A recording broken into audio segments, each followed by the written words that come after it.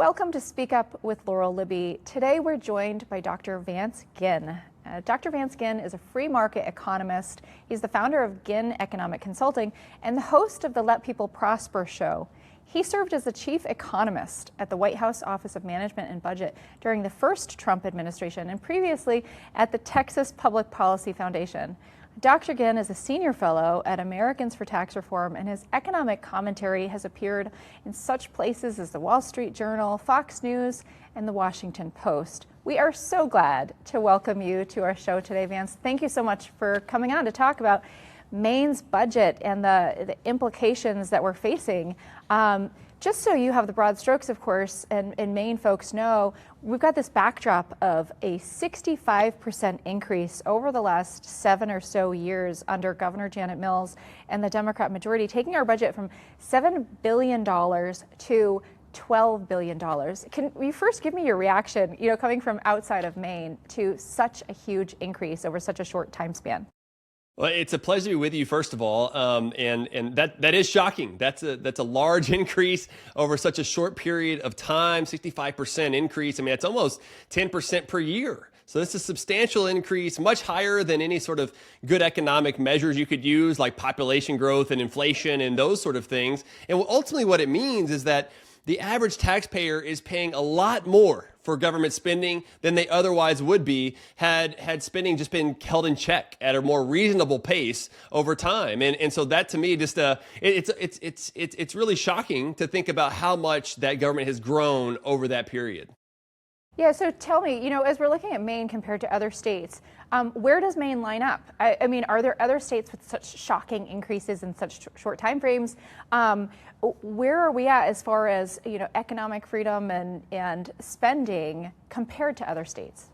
Well, if you look at different measures, there's the Fraser Institute, which is a nonpartisan think tank up in Canada. They do this study, the economic freedom of North America, and then they will rank different states by their level of government spending, taxation, and labor market freedom. And what they show is that Maine is near the bottom. According to the latest one, it's right around 40th. Right? And that's unfortunate. And a lot of it's driven by the excessive government spending that we just talked about, which of course leads into higher taxes. Milton Friedman, my favorite economist, he always said, don't watch what the government's doing with their taxes, watch how much they're spending. Because spending is the ultimate burden of government, because then you have to tax and other things. But you also want to look at labor market regulations as well. And so whenever I look at other states, and I live in Texas, I live near Austin, Texas, and even Texas has been, spending too much over the last decade, and many states have. And some would say, well, yeah, but, inflation was so high during the Biden years. And it was. We had Biden inflation over those 4 years. Inflation, just the general level of prices, increased by about 20%. So maybe you add on a couple, a little bit more, given that we're talking about 7 or 8 years now for Maine of that 65% increase, but it doesn't get you anywhere close to the 65% increase, even with those increases in inflation and the changes in the population over time. And so these all indicate to me that this is excessive amount of spending that's more in line with the Californias and the New Yorks, the bad fiscal policy, than what you'd want to see with more sound fiscal policy of lower government spending and less taxation. Yeah, that's interesting that you bring up, looking at the numbers as far as the overall spending versus taxation. Maine is known to be the 4th highest tax state in the nation. And of course, that falls behind California, New York, Hawaii. We don't want to be fourth to them. I think we are very much in the wrong place there. But I think that's an interesting point when you bring up looking at the spending versus taxation, because we're taxed coming and going, right? There are so many different taxes to account for versus just looking at that more global spending. I think that's a really concrete number that people can wrap their heads around versus tweaks to income tax or our property taxes going. We know we're being taxed to death. But that's a little bit harder to maybe wrap your head around an exact number when it's coming from so many different places. I think that's exactly right. And for the average Mainer, you have this situation where you don't know which way it's going in or out, and whether it's income tax or sales tax or something else, to your point. But if you keep your eye on that spending, What is the state doing with its money? Whether it be the state funds, which is not including federal funds, or if you look at just federal funds, and then you look at the total budget. Some would argue, and I've heard this over the years, well, we should really only look at general fund, like the main thing that the legislature has the most discretion over. Okay, I've been known to make that argument, Vance. So tell me. All right, but the problem with that is I agree in general, right? That is the one that you have the most discretion over. But there are other areas of the budget that the legislatures in the past have passed legislation to increase in what we call other funds that may come in other sources that are tied into the Constitution or other things. You could always make a constitutional change that reduces that amount of spending, and also by the amount of money you put in general fund for Medicaid, for example. And then you have the FMAP, the Federal Matching Assistance Program with the federal government. Well, then if you put more money towards the state Medicaid spending, then that brings down more federal funds, which increases the total budget. And so my argument is that, yes, that is the one you have the most discretion over, is the general fund, but really the footprint of government is the total funds, the total budget, whether it's from federal funds, other funds, general funds, or whatever. Who's it coming from? The taxpayer. And that's Absolutely. really where I think the issue is. At the end of the day, yeah, I mean, all the money is coming from the taxpayer, right? And, I think about that point, looking at the budget more holistically, not just looking at the general funds, because perhaps this example strikes me. During COVID, there were, of course, federal funds flooding in all over the place, right? And here in Maine, as I'm sure in many other states, there were allocations made in the budget that were supposed to be one time, right? And made with federal funds. And now, in years since, that's been folded in. And so that's part of that 65% increase, this transition from using federal funds for something that was supposed to be temporary to then making it permanent and putting that burden directly on Maine taxpayers by transitioning from federal to general. Exactly. And we've seen that kind of all over the country, but during these few years, you had 2021, 22, a lot more revenue was coming in. You had all these different funds from the American Rescue Plan Act under the Biden administration. So a ton of federal funds were coming in for that. And then plus ups here and there and other things. And so states have been, quote unquote, flush with cash. And many of them provided tax relief, which we can get into, which I think is a good thing to do. But a lot of them also spent money and made it, instead of being a one-time payment, made it ongoing. And this is a big issue because one of the things that I've looked at across the states, what I call budget inertia, is that you basically just take what the base budget is each time, and then you increase it off of that, instead of doing things that I think are more sound, like priority-based budgeting, zero-based budgeting, starting from scratch and trying to work your way up to say, do we need this? Yeah, it just builds perpetually, right? There's no way to really cut spending if you're just going, okay, we're going to take the budget that we had and we're just going to layer on more. Exactly. And it absolutely cuts down, I think, on accountability and transparency for folks when you're just kind of layering more on and on and on the budget. Yeah, and we're finding some of this out, right, with some of the fraud, waste, and abuse that we've seen across the country, whether in Minnesota, that's the one that's got a lot of the popularity. But this is happening across the country, I'm sure even in Maine. It's absolutely happening in Maine. We're just kind of digging into the fraud at this point. I think we're gonna find that per capita, we're probably going to catch up with Minnesota, unfortunately. But that speaks to that accountability and transparency. We have no idea. Exactly. And it's tough, too, because some of that money is going to help those most in need. And whenever it's being diverted, distorted, then it's not going to those most in need. And so then they just want to add more and more money, right? Because some people, they don't have enough money to spend of taxpayer money, when instead we should be thinking about, where's this money actually going? Is it providing efficient resources to those that are really in need? And instead, it tends to go to a lot of other people that it's not intended for. Yeah, I mean, and that's part of the culture, right? And for the last 7 years under Governor Mills and the Democrat majority, we haven't had willing accountability. We've had definitely kind of wanting to just cover over and not talk about where the funds are going, but just asking for more, asking Maine people for more. We need more money. That has been how they've operated, and that has contributed to this 65% increase. And Mainers are kind of going, okay, where is this going, and am I benefiting from it? I think that's the question that folks ask. A lot of people might not know, what's in the budget exactly, and read this 300-page document. But is this budget benefiting Mainers? Is it making our life better? You know, you talked about that we're near the bottom of the barrel as far as our economic ratings and our freedom, our economic freedom. We're at the bottom of the barrel in education. We have the highest price increases in energy as well. So we have all of these categories where we're headed the wrong direction, and Maine people very much feel that.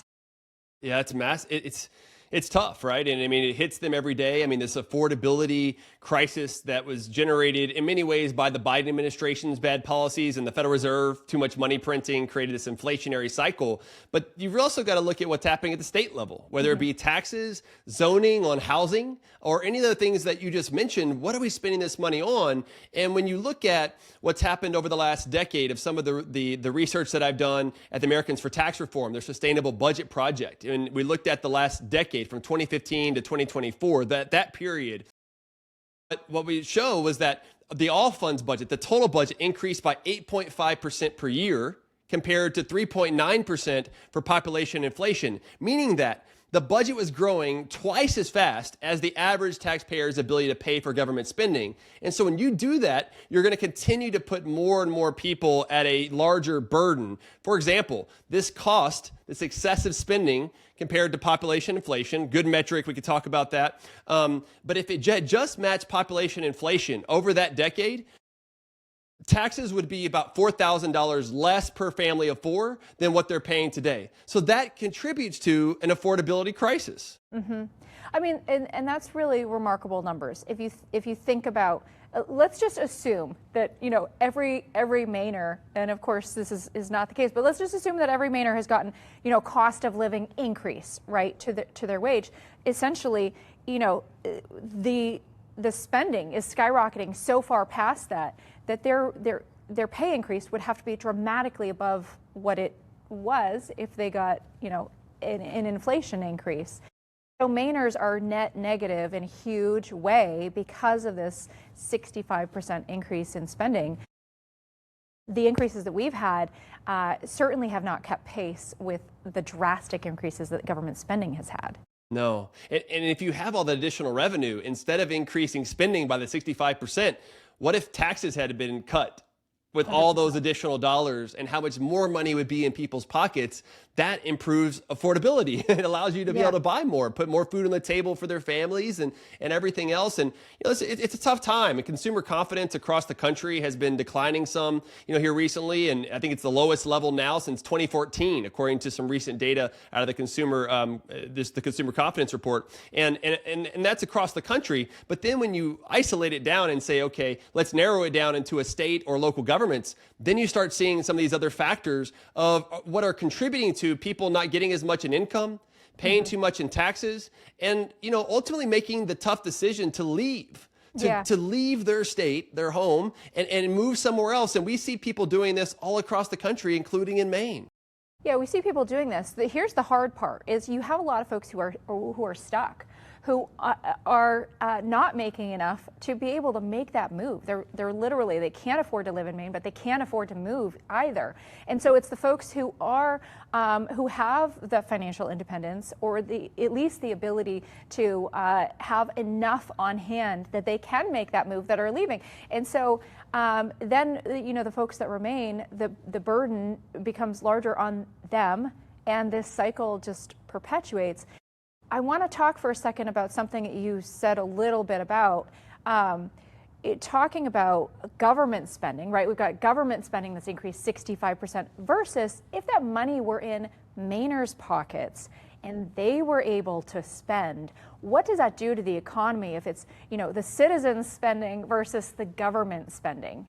Yeah, well, going back into like Keynesian economics, not boring people with economics, I could go on all day about that. But there's this idea that more government spending increases economic growth. In fact, some economists have argued that in order to get us out of a recession, government should spend more, right?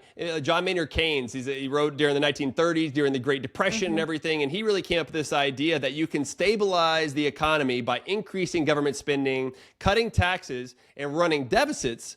But you know what people miss is that he also said that during good times, you should cut spending and raise taxes in order to balance the budget back out. That way you don't run debt. And that we don't listen to that, though. Many people have just said that, well, government spending is just like consumer spending. We're increasing the economy. But they forget that the government has no money.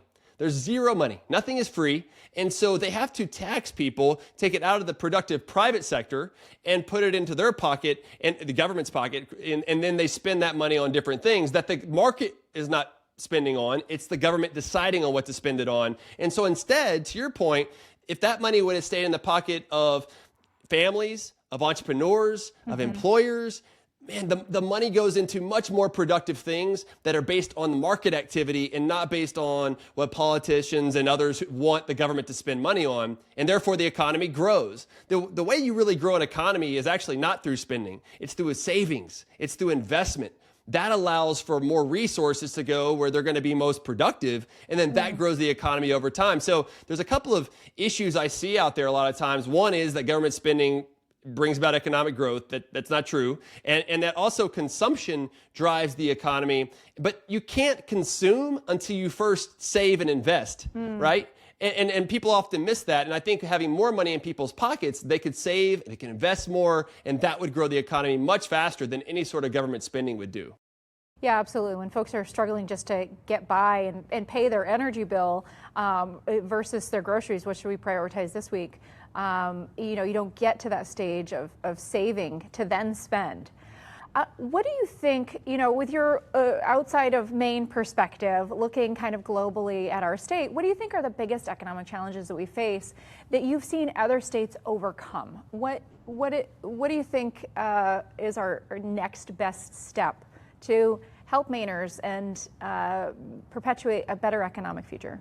Well, I mean, some of the big things, and you touched on this earlier, are maybe the big three. I'll go with this, is healthcare, education, and energy.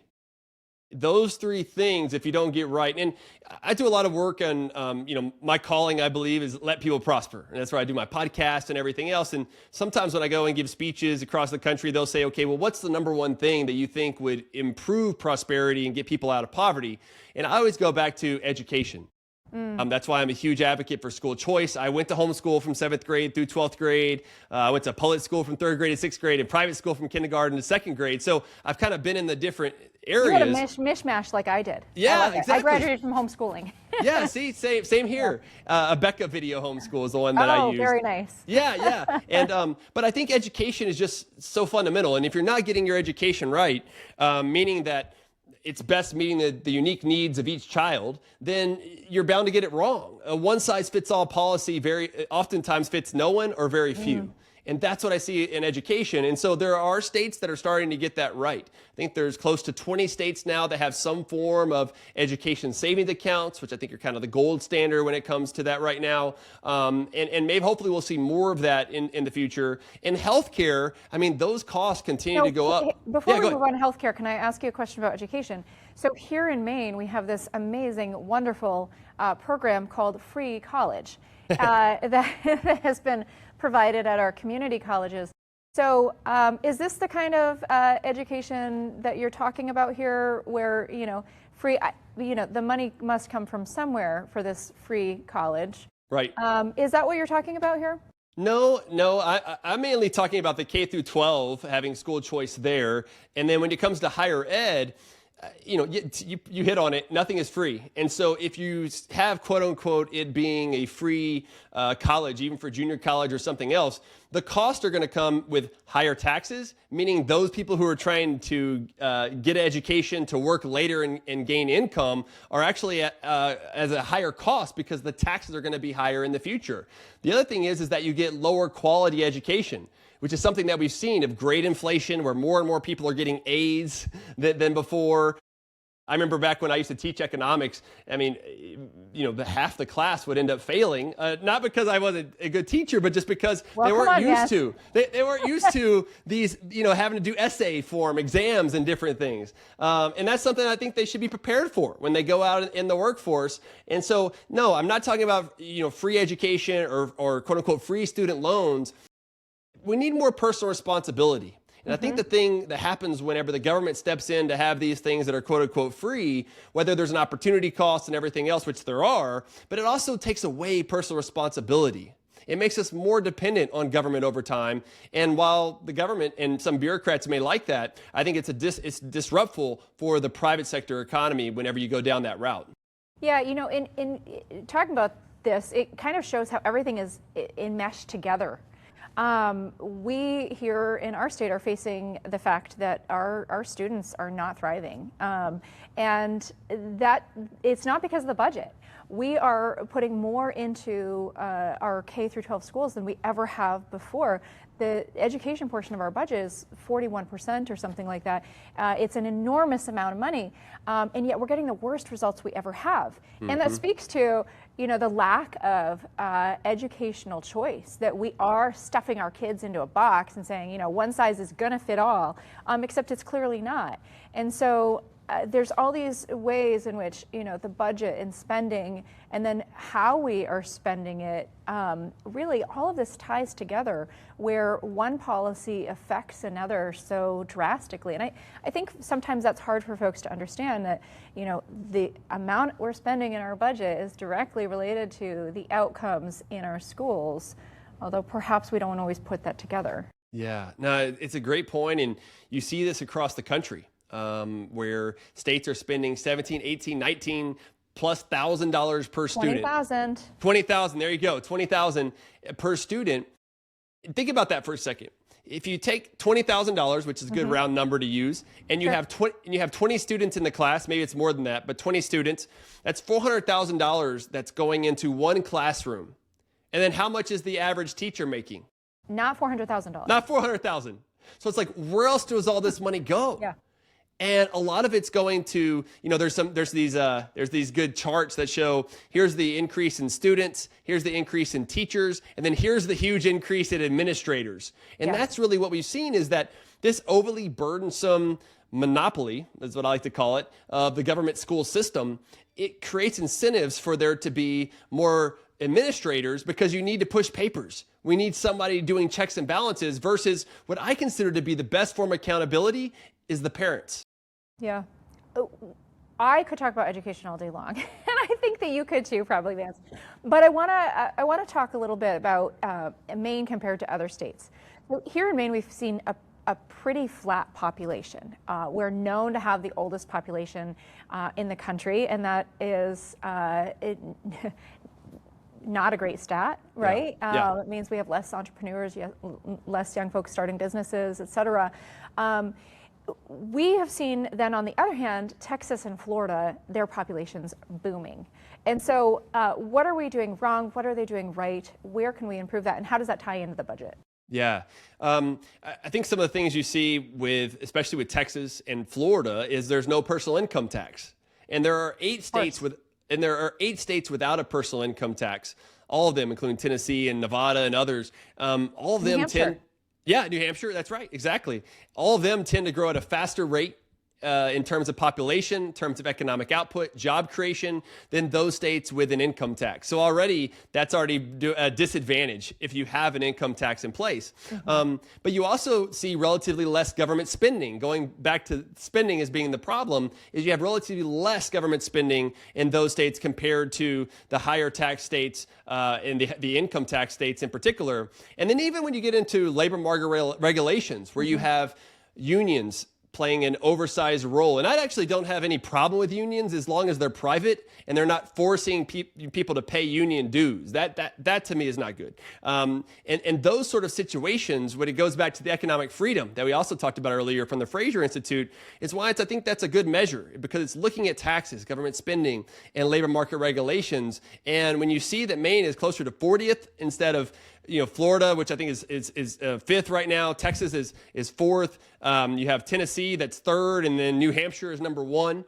So those are the types of states that you can see the differences between what some states that have more economic freedom, better economic outcomes, and even social economic outcomes too, compared to those states that have less economic freedom, are pretty stark. And I think that really indicates why those measures are so important, to get your taxes right, your spending right, and your regulations right.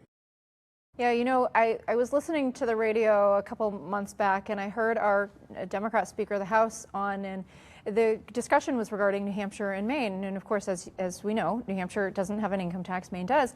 And his question of the host was, well, how do they even do that? I don't even know how that can work. And I think certainly some folks don't know how that could work. But, speak to that a little bit. I think Maine should be one of the next states that does not have an income tax. And folks go, well, gosh, what are you going to do when the state doesn't have all of that tax revenue coming in from the income tax? First of all, let me just say, we've increased our spending 65% in 7 years. I think we got some room to move to cut spending. Yes. Yeah, exactly right. No, you hit the nail on the head there. Something that I would say, and what Grover Norquist likes to talk about a lot from ATR is that, yes, you have 8 states without a personal income tax, but you've got 14 other states that have a flat income tax and are starting to move to zero, that are cutting their taxes. So nearly half the states now are either at zero or moving to zero over the next decade. And so if you're not part of one of them, like Maine, then you're losing out. There's always this competition. It's one of the important parts of our system of federalism, this laboratory of competition among the states that I think is just so important. And so if you're behind that curve, it's tough to catch back up because the curve is already moving in a better direction without income taxes. And so you think about states like Texas. There's no income tax, whether it be at the state level or the local level. And so it's dominated by sales taxes. Sales taxes brings in the vast majority of the taxes that fund the general fund, some other things. There are severance taxes, like oil and gas taxes that are out there. There are property taxes that are all at the local level. And so there are other types of taxes to bring in the revenue to fund government. But I think your point makes the key point here is that it's all about spending.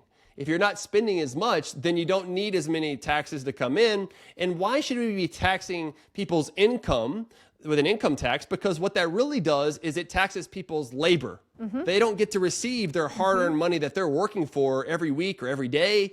And that's unfortunate because at least with the sales tax, all taxes are way bad. Right? Some would say taxation is theft. Okay. So you have some form of bad that's going to happen. But as sales tax, at least you keep all of your income and then you decide whether to consume or to save. Right, you could save it all. Different. You choose not to spend, and then you have choice as far as what you're spending. I always think, Vance, that if we didn't have these taxes just kind of mysteriously disappear with automatic deposit, if folks had to actually pay cash for their tax, hand over bills, that we would see a lot more folks going man, this is a lot of money going to the government. Yes. If they physically had to pay it, even writing out a check, right, or making a payment online to the government versus just having it disappear from your paycheck, which is, I think, what most folks have. Of course, there are, small businesses exceptions, but generally speaking, when that money just kind of disappears out of the gate, out of the paycheck, it's harder for folks to miss it and to connect the dots to having less money overall when they should be keeping more of their hard-earned pay. Yeah.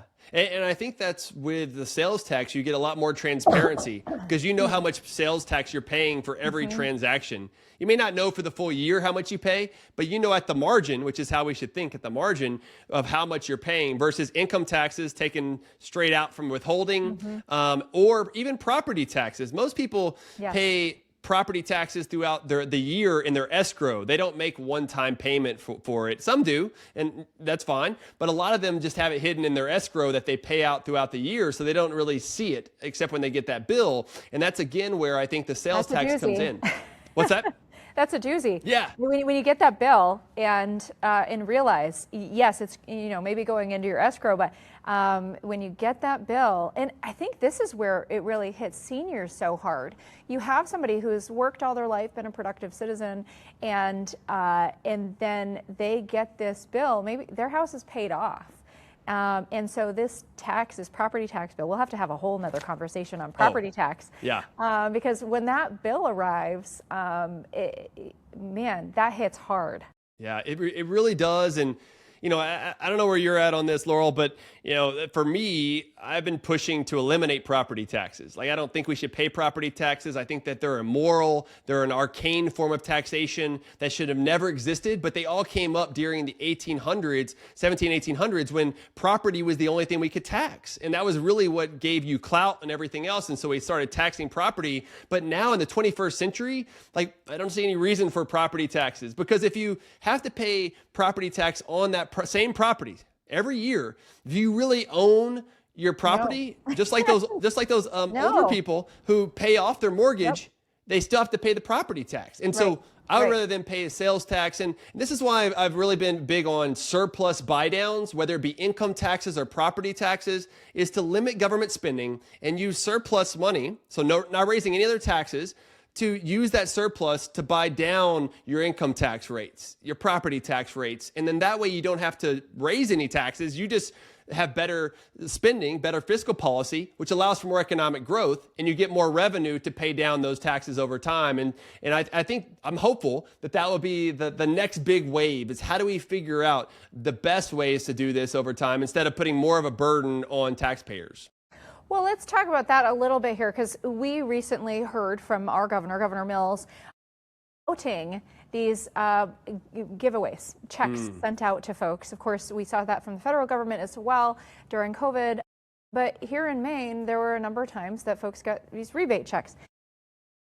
Moving forward, we have, of course, our governor is running for Senate, and so now is looking to do $300 checks to 700,000 Mainers. And not from an overage, not from overtaxation, but actually from raiding the rainy day fund.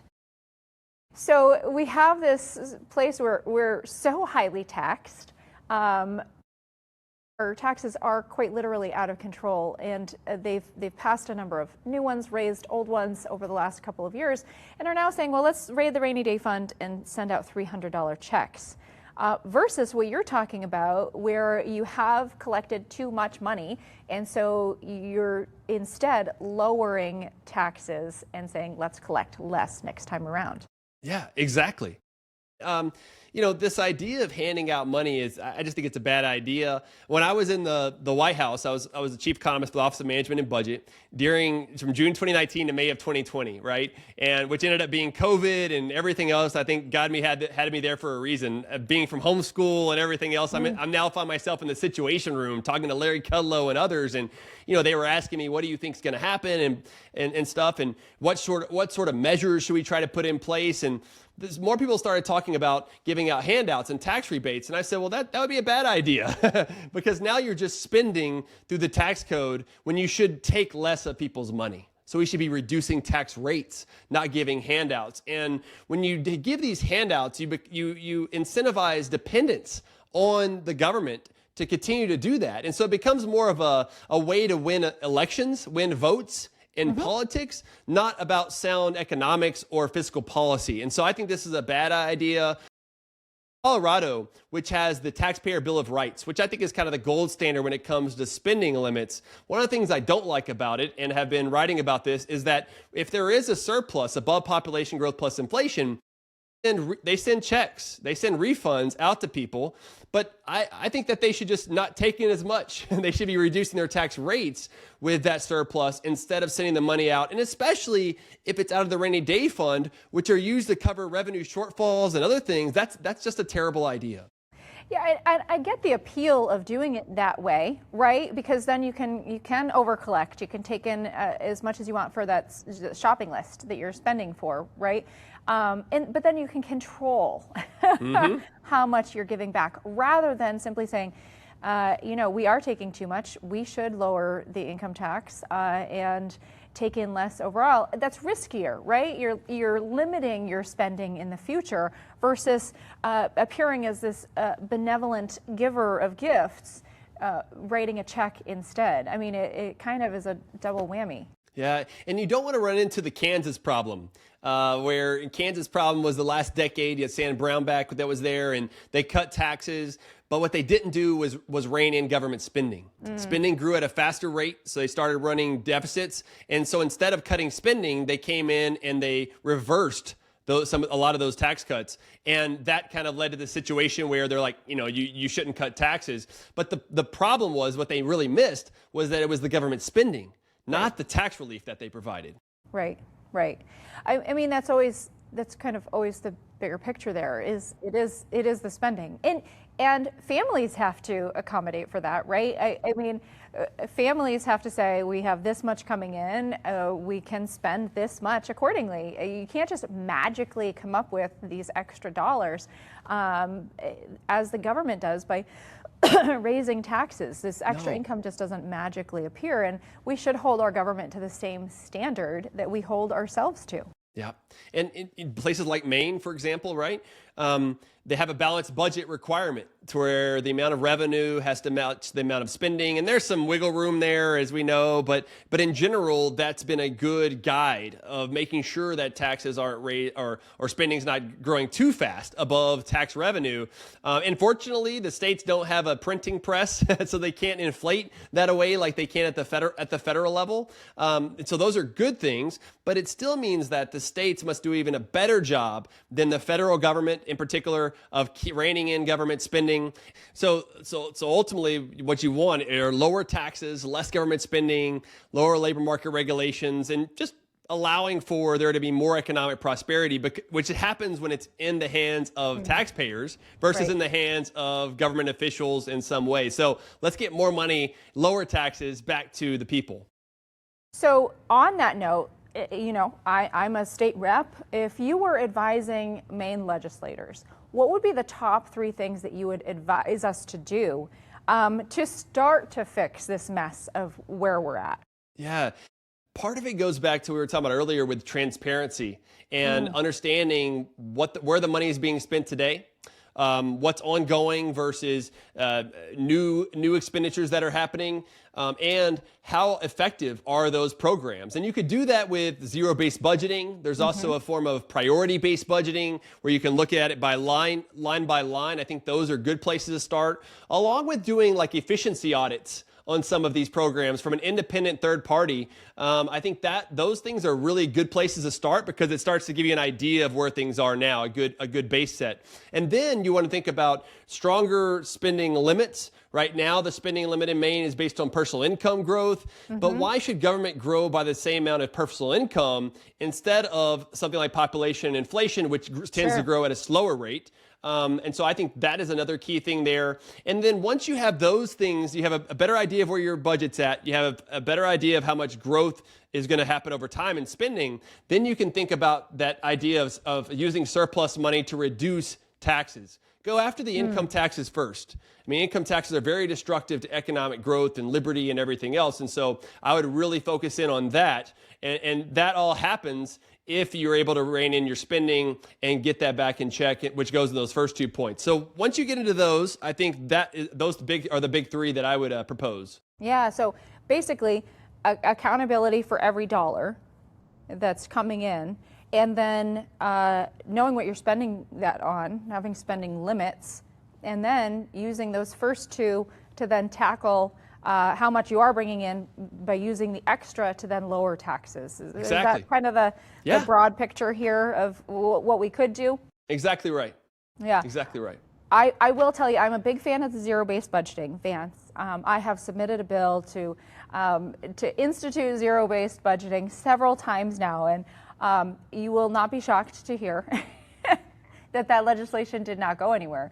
But I think that would be really helpful for Maine. I think we don't really know where our spending is at in a lot of categories. And if each department had accountability for every dollar, at least intermittently, to present their budget and say, here's exactly what it's being spent on.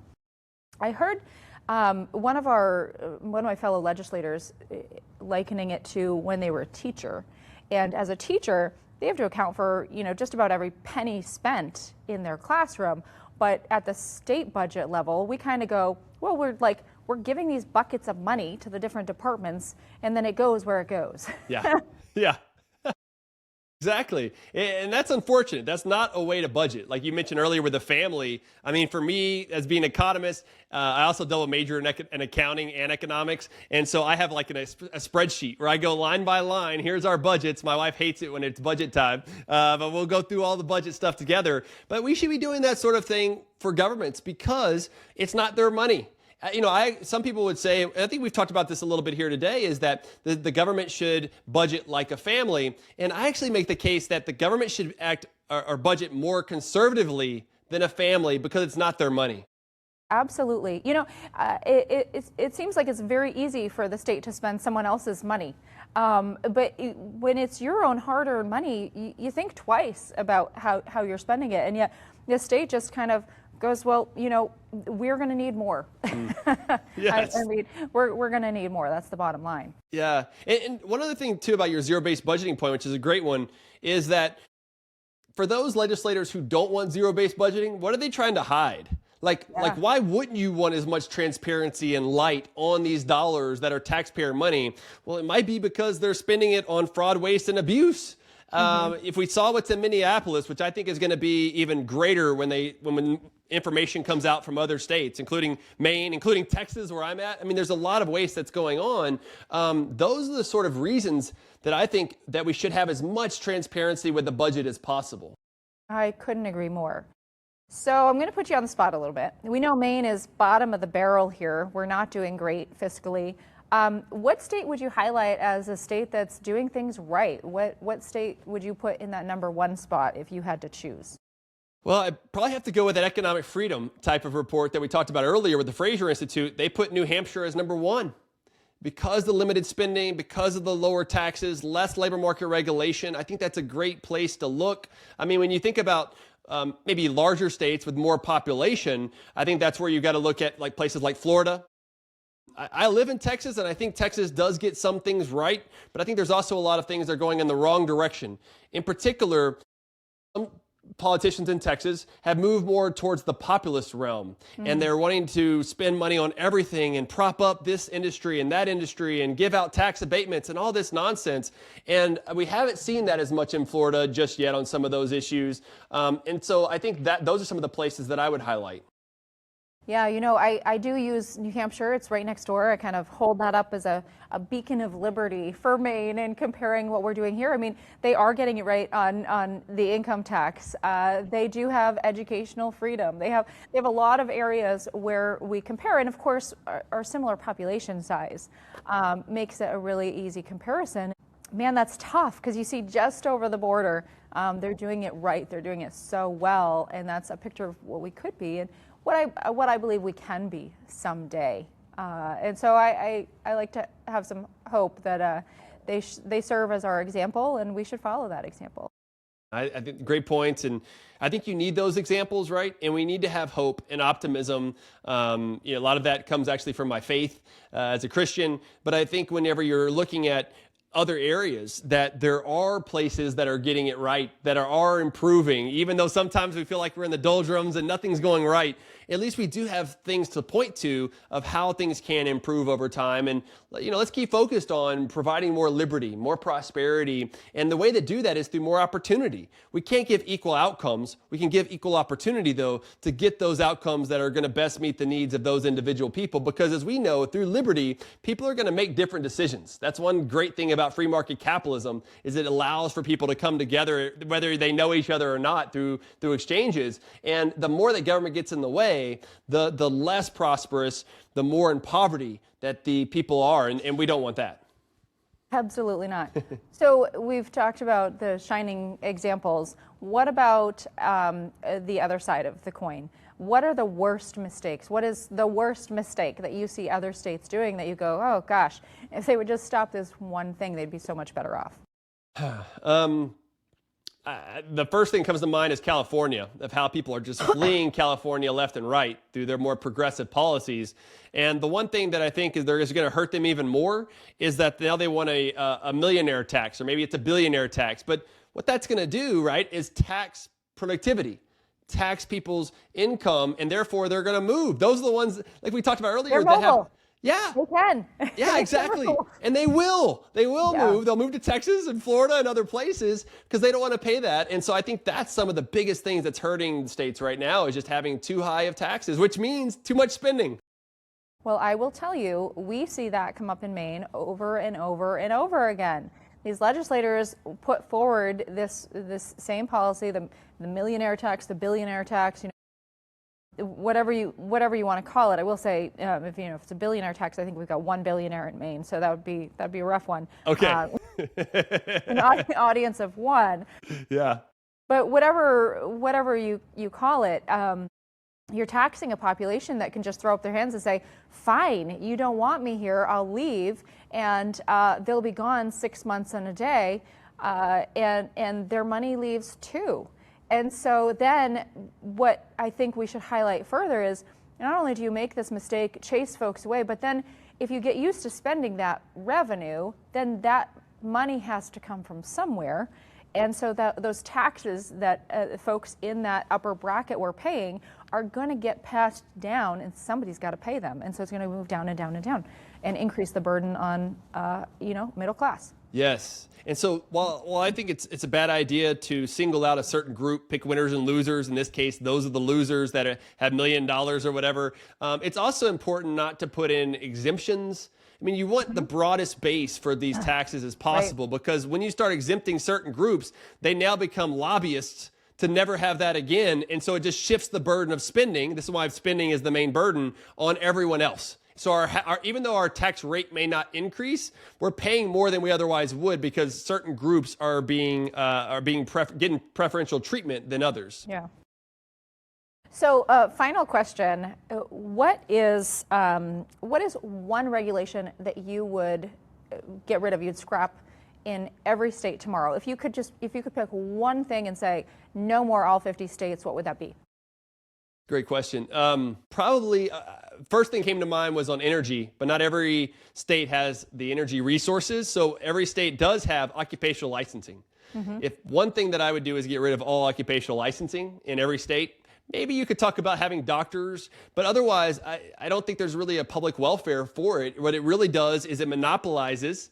It crowds out, creates barriers to entry for people, and so it props up those wages, meaning higher costs for the consumer. And so the occupational licensing also hurts those who need those jobs the most, because it's hours that you got to get that license. It's also money that you got to pay that oftentimes families don't have extra money. And so occupational licensing, I really think, hurts people, and it hurts their ability to earn a living and therefore get out of poverty over time.